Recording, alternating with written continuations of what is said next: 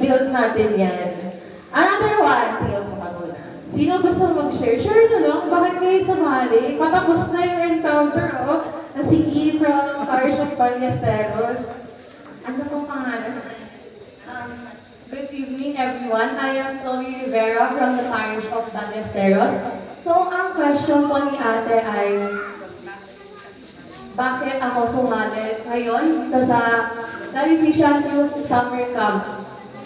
So, before I answer that, gusto ko lang mag-share ng facts, guys.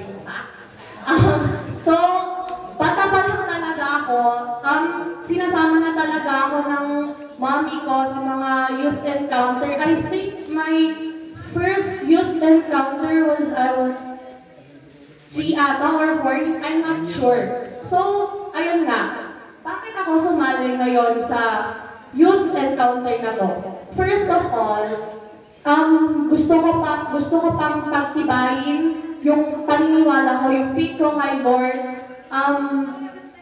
with you guys, kasama kayo, and I want to make a lot of friends also, and yun lang po.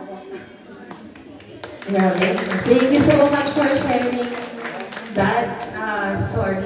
3 years old, di ba? Sinasama ng mama. Di ba usually, when we were, nung bata pa tayo, pag sinabi ng mama namin, sama ka, tara, punta tayo sa ganito, so masama lang tayo. Pero yung mismong situation o experience niya na yun, nagkaroon din ng parang seed ng plinan, nakalaunan, ginusto niya ng gawin. And that's very inspiring. And that shows that she's already in the process of serving. That itself, yung growth niya from just someone na sumasama sa mama, sa mga youth encounter, to become someone na willing nang kumilala ng ibang tao. And that itself, di ba, yung pagkilala natin mismo sa ibang tao, that's already a form of serving. Hindi intentional, pero marami for sure natututunan yung ibang tao na nakaka-interact nyo sa inyo. That's already a form of service. Let's leave it with a Bible verse again. From 1 Peter chapter 4, verse 10. Sabi dito, binigyan ng Diyos ang bawat isa sa atin ng kaloob. Gamitin natin ito para sa ikabubuti ng lahat bilang matatapat na katiwala ng iba't ibang kaloob ng Diyos. Guys, meron tayong responsibilidad bilang mga taong natututo, bilang taong mga kumikilala ng ibang tao upang matuto, upang magbigay ng impluensya para makilala kung sino ang Diyos natin. And the last word from our team, pakisabi ko ng sabay-sabay. 1, 2, 3. Empowered. All empowered.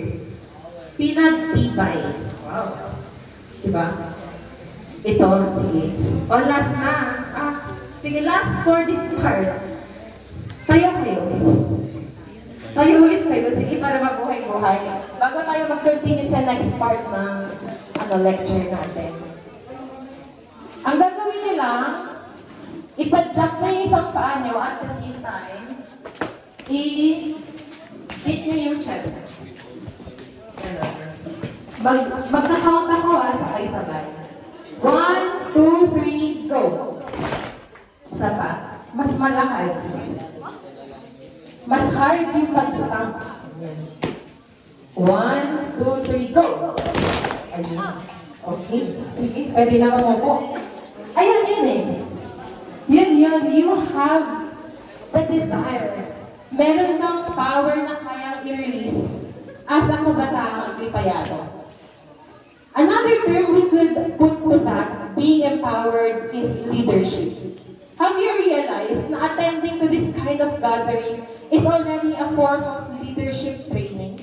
More than deepening your faith, more than getting to know each other, ikaw din nagiging isa kang ganap na taong naglilingkod sa iba. Diba? Ang ganda. So sana, as we have come to the last night of this youth encounter, maalala niyo yung 4 na yun. Napakasimple, di ba? rooted, inspired, serving, and empowered. Simple words, yet it holds deep meaning. Pero yung meaning na yun, iisa lang ang dahilan. And that's because we have faith in Christ. So always remember that. Before we leave this part, last reference lang from the Bible for empowered. Sabi dito sa Acts chapter 1 verse 8, ngunit pagdating ng banal na Espiritu ay tatanggap kayo ng kapangyarihan. At kayo'y magiging saksi ko na magpahayag ng mga bagay tungkol sa akin. Mula rito sa Jerusalem hanggang sa buong Judea at Samaria at hanggang sa kasulok-sulukang bahagi ng daigdig. That's how wide our power is. That's how wide our influence could be if we continue alive, living with Christ as our foundation. Ito, I am not perfect. I am not saying na nandun na rin ako. I am not saying na andun ako sa state na kaya ko nang impluwensyahan ang lahat ng tao na makakasalito ako. Hindi. But just like you, I am also trying to nurture. Mas pinapalalim ko pa yung pananampalataya ko, yung pagkilala ko kay Kristo, at pagkilala sa ibang tao para matutunan ko kung paano nga ba magbigay ng serbisyo na itataas ang pangalan ni Jesus. Again, going back sa rooted natin, think of a tree. Diba? Ang puno, sa simula, nakatanim yan. Pag nakatanim yan, syempre mag-grow. May chance na mag-grow. Pag maraming kasama, more chances na mas lumago. Pero, ang puno din, pag dinaanan ng bagyo, may chance na bumagsak siya. Tama? Again, pag may kasama, more chances of surviving. Pag mag-isa, baka mag-fall. I want to take that symbolism sa buhay natin. Given na si Christ ang foundation, nakatanim na tayo kay Jesus. Siya na ang pinagtataniman ng buhay natin. But without others, baka mas mahirapan tayong lumago, di ba? So, magkakasama ang bawat parish. Tama? Magkakasama. Can I just request all of you to form a circle, kahit nakatayo na lang? This will be the last activity for my lecture. Tayo na lang po lahat, and every parish members, mag-form kayo ng circle, magkakaharap. So, pwede po mas sa gitna. Pwede po mas sa gitna. Yung mga nasa likod, dito na kayo sa gitna. Kung tayo.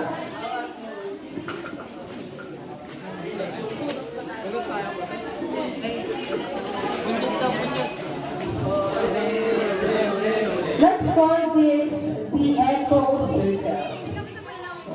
Ganito na tayo. Sige, form muna kayo ng circle. This will be just a quick activity.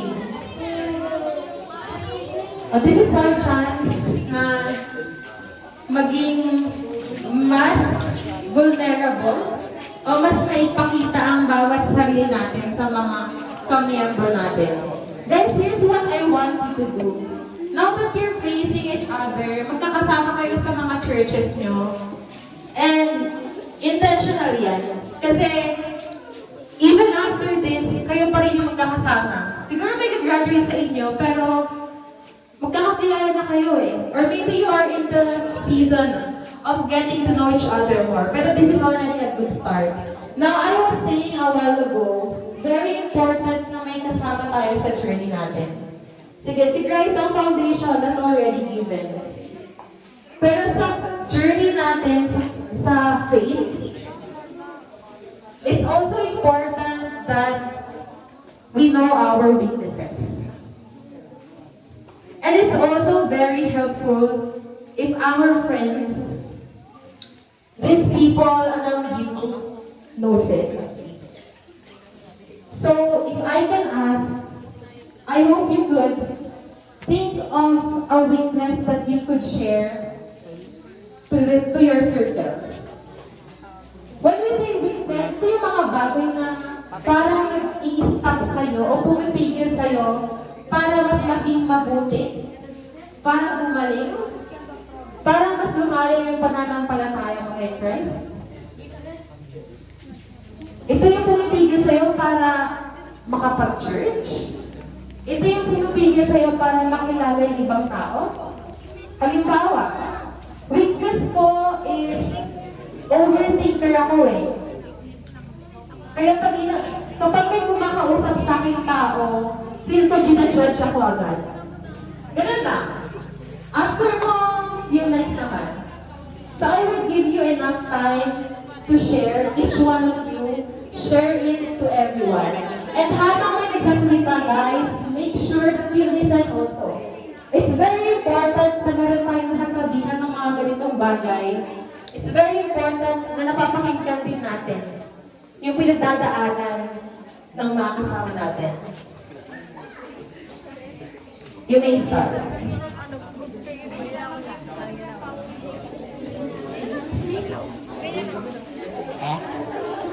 Simulan na, Derek. Simulan na daw. Yung mga weakness nyo, yung nagpipigil sa inyo magsimba, ano yung mga yon? Sabihin nyo.